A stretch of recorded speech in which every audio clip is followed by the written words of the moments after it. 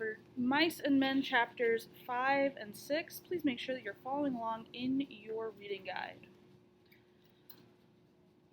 One end of the great barn was piled high with new hay, and over the pile hung the 4-talon Jackson fork suspended from its pulley. The hay came down from like a mountain slope to the other end of the barn, and there was a level place as yet unfilled with the new crop. At the sides of the feeding racks were visible, and between the slats the heads of horses could be seen. It was Sunday afternoon. The resting horses nibbled on the remaining wisps of hay, and they stamped their feet, and they bit the wood of the mangers and rattled the halter chains. The afternoon sun sliced in through the cracks of the barn walls and lay in bright lines on the hay. There was the buzz of flies in the air and the lazy afternoon humming. From outside came the clang of horseshoes on the playing peg, and the shouts of men playing, encouraging, jeering. But in the barn it was quiet and humming and lazy and worn. Only Lenny was in the barn, and Lenny sat in the hay beside a packing case under a manger in the end of the barn that had not been filled with hay. Lenny sat in the hay and looked at a little dead puppy that lay in front of him. Lenny looked at it for a long time, and then he put out his huge hand and stroked it clear from one end to the other. And Lenny said softly to the puppy, "Why do you gotta get killed? You are so little as mice. I didn't bounce you hard." He bent the pup's head up and looked in its face, and he said to it, "Now maybe George ain't gonna let me tend no rabbits if he finds out you got killed." He scooped a little hollow and laid the puppy in it and covered it over with hay, out of sight, but he continued to stare at the mound he had made. He said, "This ain't no bad thing like I gotta go hide in the brush. No, this ain't. I'll tell George I found it dead." He unburied the puppy and inspected it, and he stroked it from ears to tail. He went on sorrowfully, "But he'll know. George always knows. He'll say, 'You done it. Don't try to put nothing over on me.' And he'll say, 'Now just for that, you don't get to tend no rabbits.'" Suddenly his anger arose. "God damn you!" he cried. "Why you gotta get killed? You ain't so little as mice." He picked up the pup and hurled it from him. He turned his back on it. He sat bent over his knees and he whimpered, "Oh, I won't get to tend the rabbit. Now he won't let me." He rocked himself back and forth in his sorrow. From outside came the clang of horseshoes on the iron stake and a little chorus of cries. Lenny got up and brought the puppy back and laid it on the hay and sat down. He stroked the pup again. "You wasn't big enough," he said. "You told me you wasn't. I didn't know you'd get killed so easy." He worked his fingers on the pup's limp ear. "Maybe George won't care," he said. "This here goddamn little son of a bitch wasn't nothing to George." Curly's wife came around the end of the last stall. She came very quietly so that Lenny didn't see her. She wore her bright cotton dress and the little mules with the red ostrich feathers. Her face was made up and the little sausage curls were all in place. She was quite near to him before Lenny looked up and saw her. In a panic, he shoveled hay over the puppy with his fingers. He looked sullenly up at her. She said, "What you got there, sonny boy?" Lenny glared at her. "George says I ain't to have nothing to do with you, talk to you or nothing." She laughed. "George giving you orders about everything?" Lenny looked down at the hay. "Says I can't tend no rabbits if I talk to you or anything." She said quietly, "He's scared Curly'll get mad." "Well, Curly got his arm in a sling, and if Curly gets tough, you can break his other hand. You didn't put nothing over on me about it getting caught in no machine." But Lenny was not to be drawn. "No, sir. I ain't going to talk to you or nothing." She knelt in the hay beside him. "Listen," she said. "All the guys got a horseshoe tournament going on. It's only about 4 o'clock. None of them guys is going to leave that tournament. Why can't I talk to you? I never get to talk to nobody. I get awful lonely." Lenny said, "Well, I'm supposed to talk to you or nothing." "I get lonely," she said. "You can talk to people, but I can't talk to nobody but Curly. else he gets mad. How'd you like to not talk to anybody? Lenny said, well, I ain't supposed to. George's scared I'll get in trouble. She changed the subject. What you got covered up there? Then all of Lenny's woe came back on him. Just my pup, he said sadly. Just my little pup. And he swept the hay from on top of it. Why, he's dead, she cried. Who's so little, said Lenny. I was just playing with him, and he made like he was gonna bite me, and I made like I was gonna smack him, and I done it, and then he was dead. She consoled him. Well, don't you worry none, he was just a mutt. You can get another one easy. This whole country's full of mutts. It ain't so much, Lenny explained miserably. George ain't gonna let me tend no rabbits now. Why don't he? Well, he said if I done any more bad things, he ain't gonna let me tend to rabbits. She moved closer to him and spoke soothingly. Don't you worry about talking to me. Listen to the guys out there. They got $4 betting that tournament. None of them ain't gonna leave till it's over. If George see me talking to you, he'll give me hell, Lenny said cautiously. He told me so. Her face grew angry. Well, what's the matter with me? She cried. Ain't I got a right to talk to nobody? What do they think I am anyway? I'm a nice guy. I don't know why I can't talk to you. I ain't doing no harm to you. Well, George said you'll get us in a mess. Oh, nuts, she said.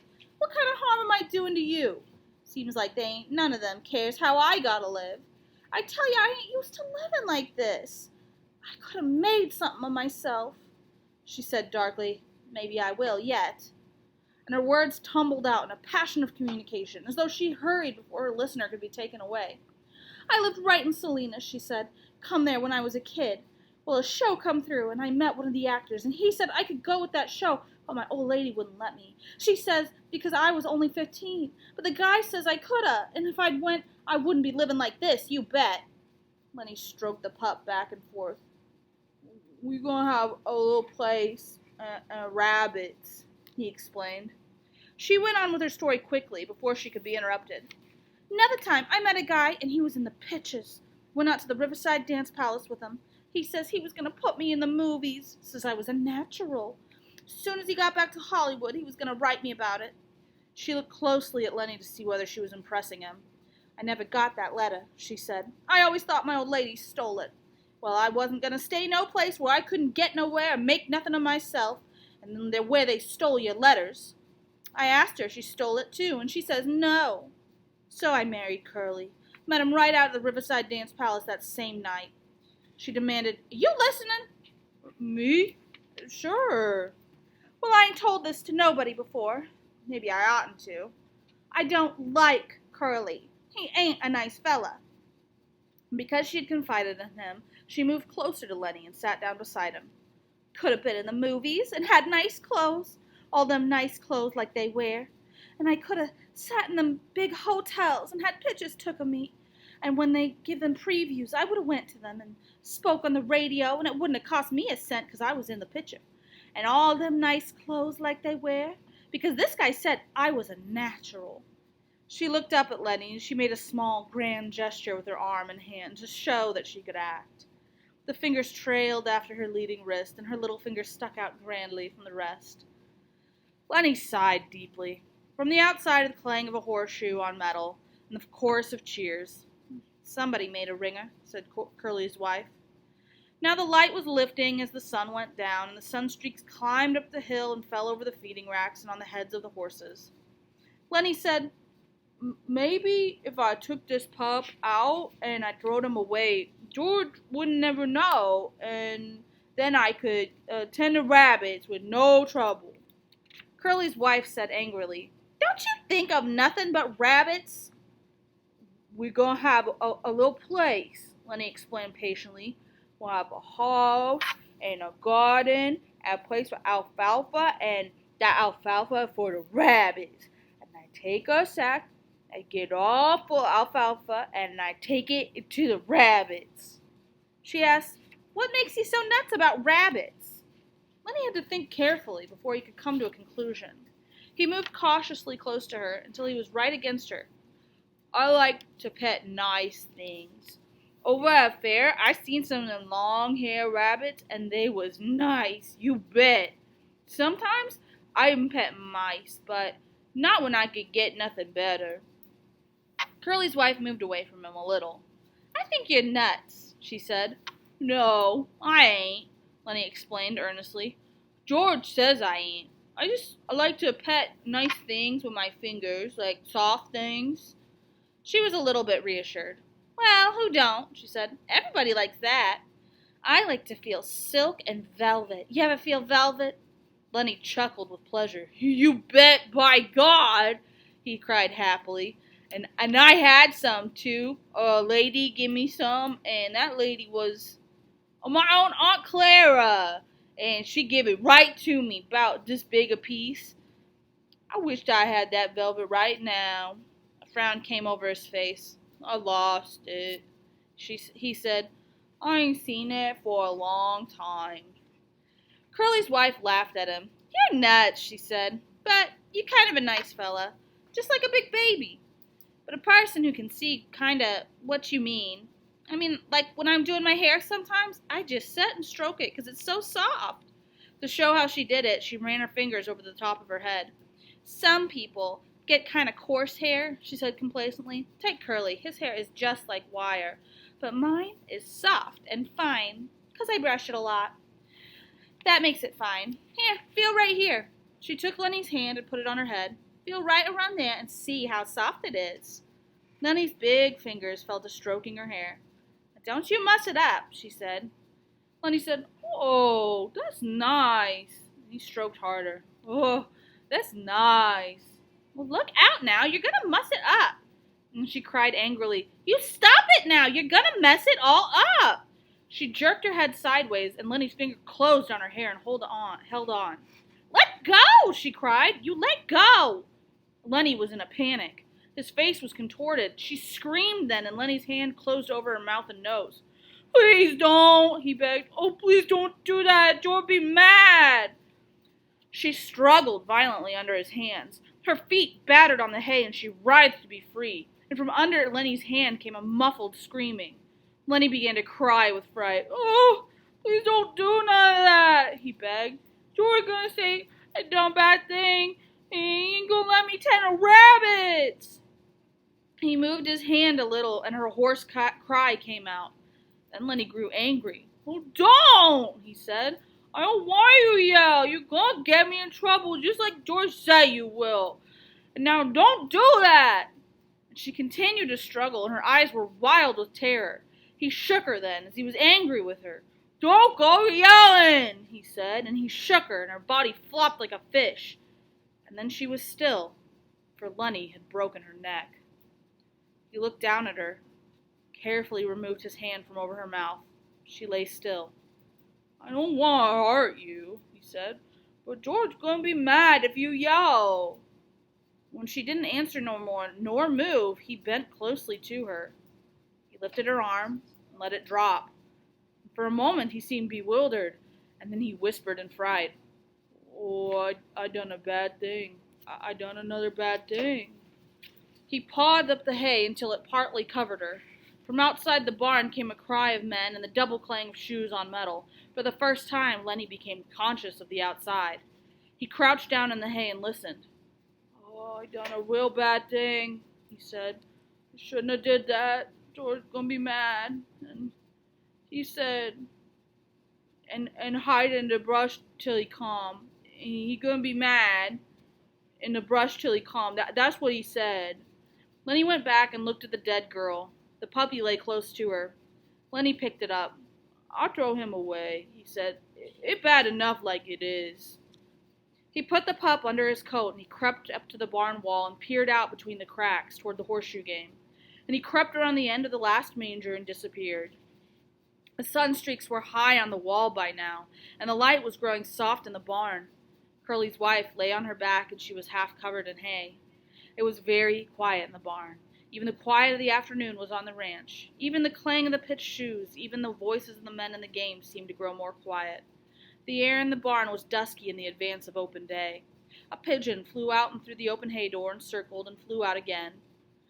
Around the last stall came a shepherd bitch, lean and long, with a heavy hanging dugs. Halfway to the packing box where the puppies were, she caught the scent of Curly's dead wife, and the hair rose along her spine. She cringed and whimpered to the packing box and jumped in among her puppies.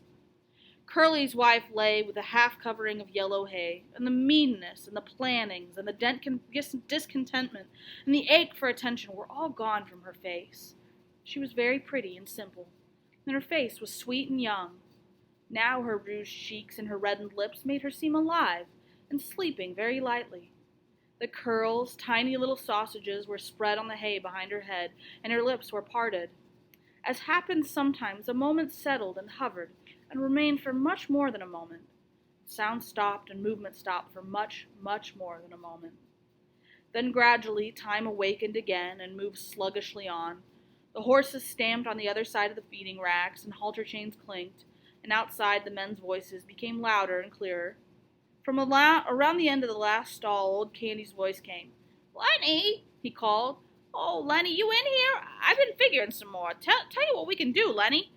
Old Candy appeared around the end of the last stall. "Lenny?" He called again, and then he stopped, and his body stiffened. He rubbed his smooth wrist on the white stubble whiskers. "I didn't know you was here," he said to Curly's wife. When she didn't answer, he stepped nearer. "You oughtn't sleep out here," he said disapprovingly. And then he was beside her, and, "Oh, Jesus Christ!" He looked about helplessly, and he rubbed his beard, and then he jumped up and went quickly out of the barn. But the barn was alive now. The horses stamped and snorted and chewed on the straw of their bedding and clashed the chains of their halters, and in a moment Candy came back and George was with them. George said, "What was it you wanted me to see about?" Candy pointed at Curly's wife. George stared. "What's the matter with her?" he asked. He stepped closer and then echoed Candy's words. "Oh, Jesus Christ!" He was down on his knees beside her. He put his hand over her heart, and finally he stood up slowly and stiffly, and his face was hard and tight as wood, and his eyes were hard. Candy said, "What done it?" George looked coldly at him. "Ain't you got any idea?" he asked, and Candy was silently. "I should have knew," George said hopelessly. "I guess maybe way back in my head I did." Candy asked, "What are we going to do now, George? What are we going to do?" George was silent a long time in answering. "Guess we got to tell the guys.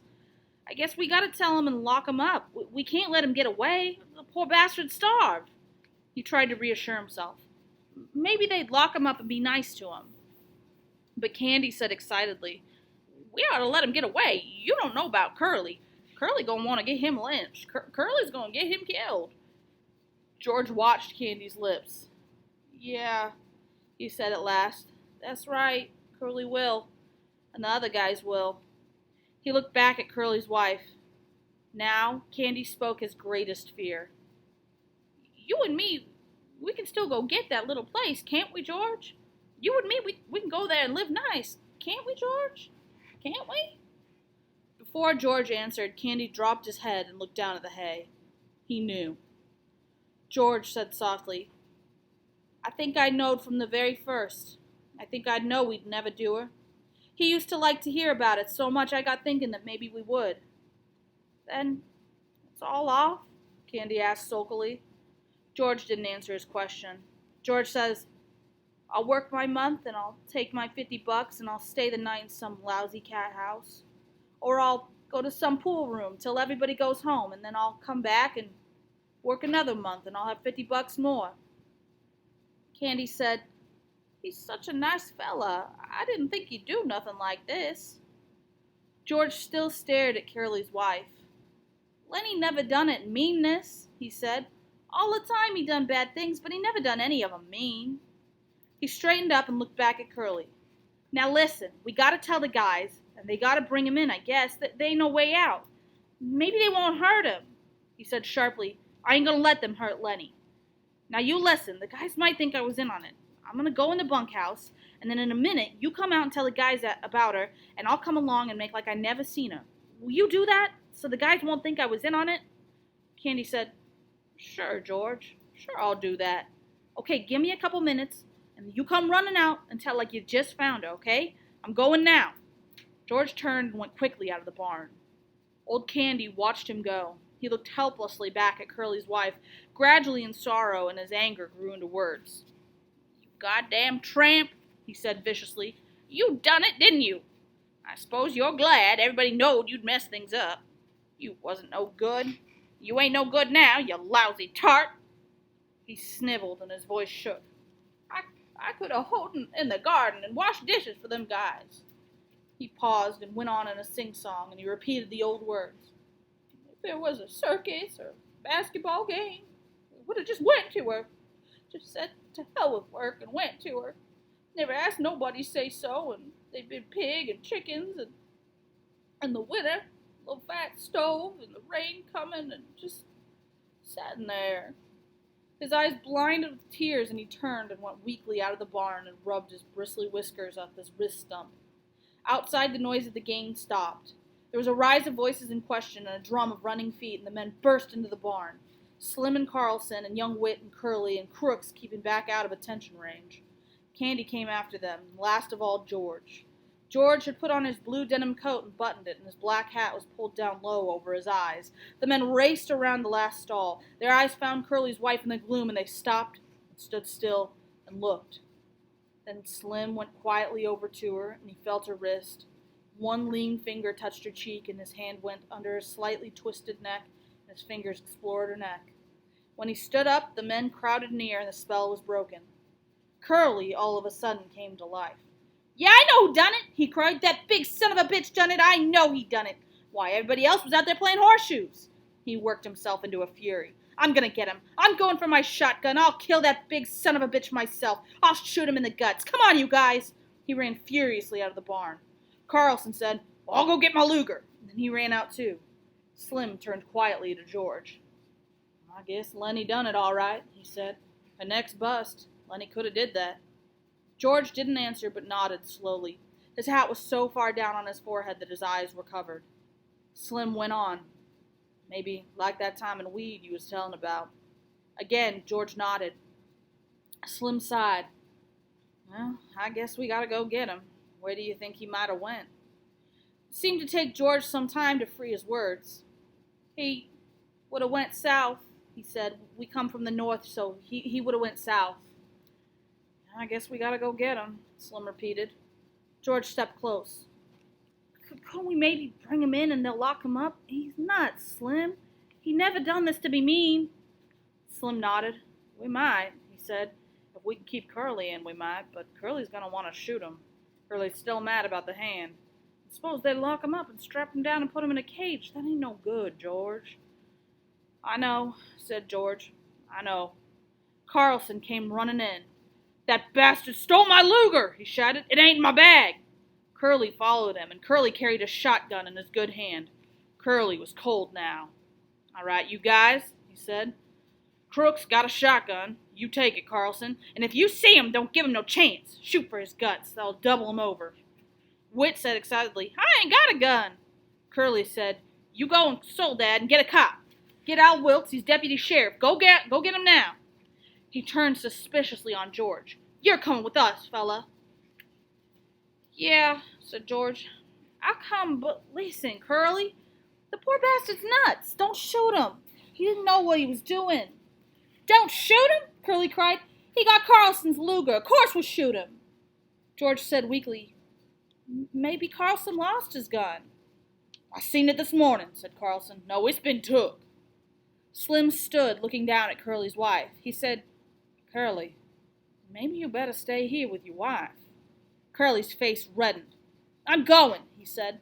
"I'm going to shoot for the guts of that big bastard myself, even if I only got one hand. I'm going to get him." Slim turned to Candy.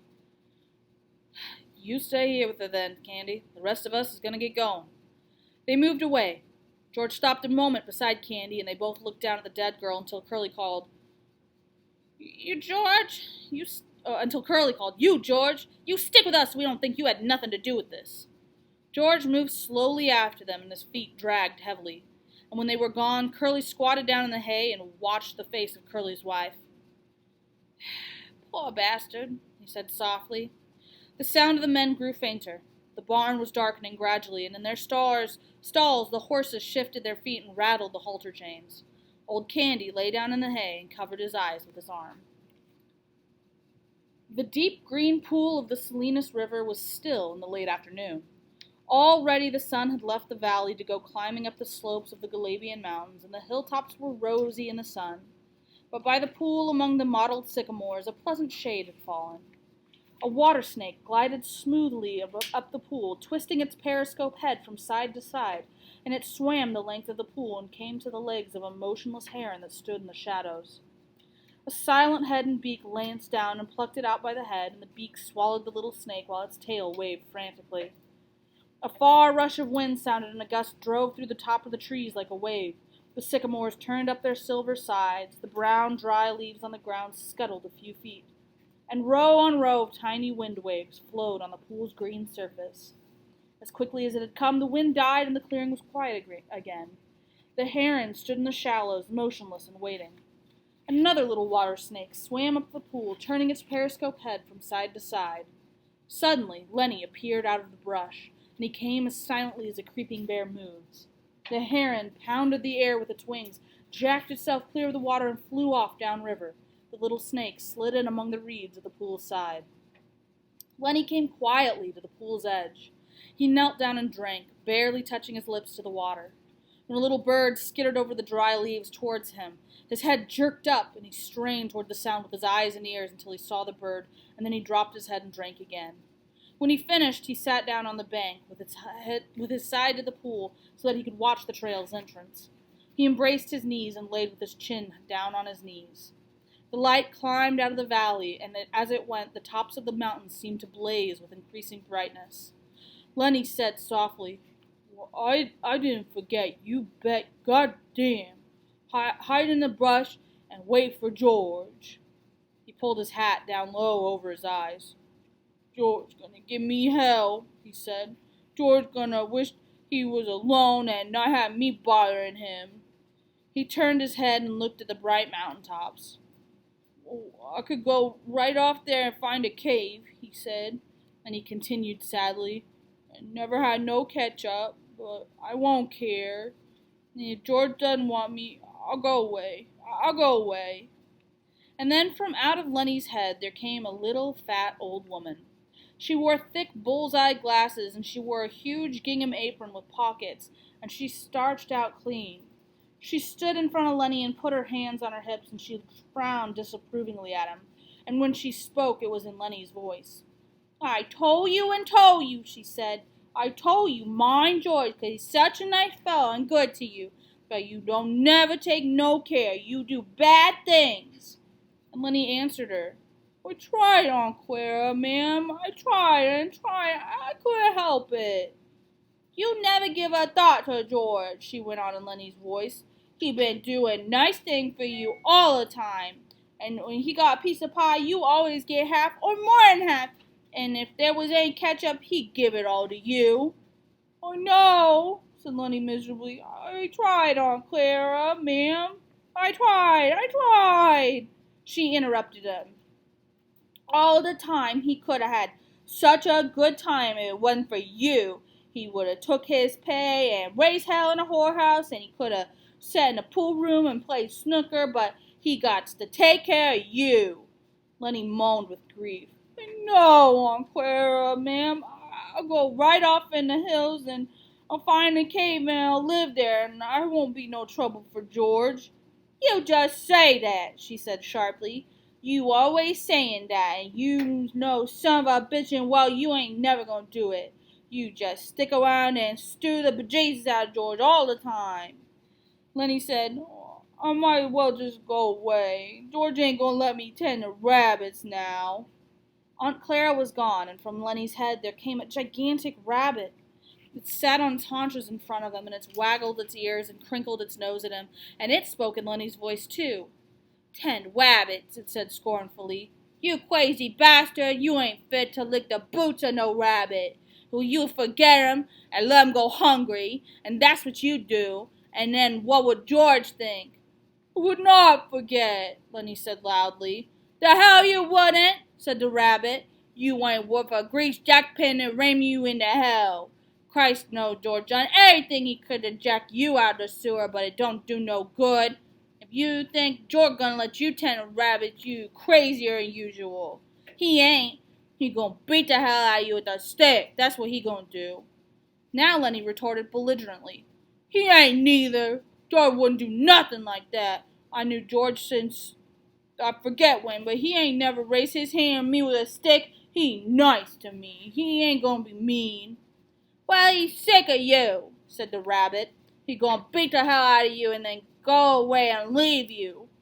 He won't, Lenny cried frantically. He won't do anything like that. I know George. Me and him travels together. But the rabbit repeated softly over and over. He gonna leave you, you crazy bastard. He leave you all alone. He gonna leave you, crazy bastard. Lenny put his hands over his ears. He ain't. I tell you he ain't. And he cried, Oh, George, George, George. George came quietly out of the brush, and the rabbit scuttled back into Lenny's brain. George said quietly, The hell you yelling about? Lenny got up on his knees. You ain't gonna leave me, are you, George? I know you ain't. George came stiffly near and sat down beside him. No. I knowed it, Lenny cried. You ain't that kind. George was silent. Lenny said, George? Yeah? I done another bad thing. It don't make no difference, George said, and he fell silent again. Only the topmost ridges were in the sun now. The shadow in the valley was blue and soft, and from the distance came the sound of men shouting to one another. George turned his head and listened to the shouts. Lenny said, George? Yeah? Ain't you gonna give me hell? Give you hell? Oh, sure, like you always done before, like, if I didn't have you, I'd take my $50. Jesus Christ, Lenny, you can't remember nothing that happens, but you remember every word I say. Well, are you gonna say it? George shook himself. He said woodenly, If I was alone, I could live so easy. His voice was monotonous, had no emphasis. I could get a job and not have no mess. He stopped. Go on, said Lenny. And when the end of the month come, I'd take my $50 and go to a cat house. He stopped again. Lenny looked eagerly at him. Go on, George. Ain't you gonna give me no help? No, said George. Well, I can go away, said Lenny. I'll go right off in the hills and find a cave if you don't want me. George shook himself again. No, he said. I want you to stay here with me. Lenny said craftily, Tell me like you done before. Tell you what? About the other guys and us. George said, Guys like us ain't got no family.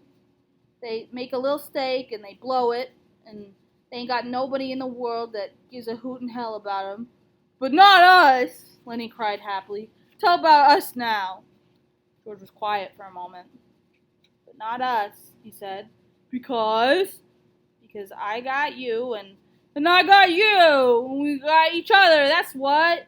That gives a hell and hoot in hell about us, Lenny cried in triumph. The little evening breeze blew over the clearing, and the leaves rustled, and the wind waves flowed up again the green pool, and the shouts of men shouted again, this time much closer than before. George took off his hat. He said shakily, Take off your hat, Lenny. It feels fine. Lenny removed his hat dutifully and laid it on the ground in front of him. The shadow in the valley was bluer, and the evening came fast. On the wind, the sound of crashing in the brush came to them. Lenny said, Tell how it's gonna be. George had been listening to the distant sounds, and for a moment he was businesslike. Look across the river, Lenny, and I'll tell you so you can see it. Lenny turned his head and looked off across the pool at the darkening slopes of the Galabians. We gonna get a little place, George began. He reached in his side pocket and brought out Carlson's Luger. He snapped off the safety, and his hand and the gun lay on the ground behind Lenny's back. He looked at the back of Lenny's head, the place where the spine and the skull are joined. A man's voice called from up the river, and another man answered. Go on, said Lenny. George raised the gun and his hand shook, and he dropped his hand to the ground again. Go on, said Lenny. How's it gonna be? We gonna get a little place.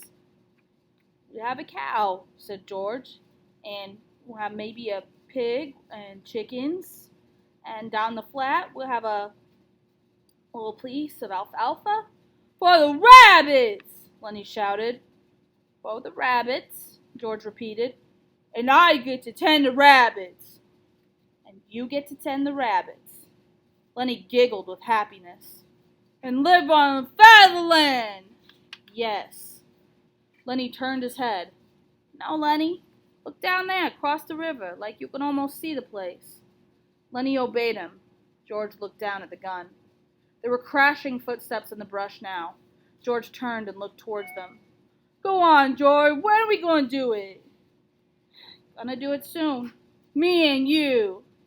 You and me. Everybody gonna be nice to you.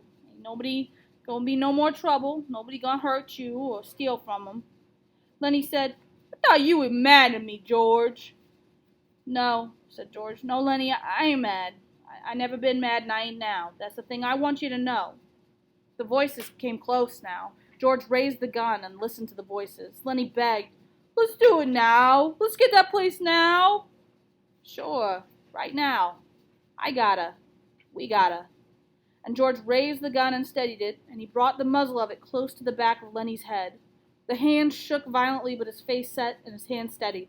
He pulled the trigger. The crash of the shot rolled up the hills and rolled down again.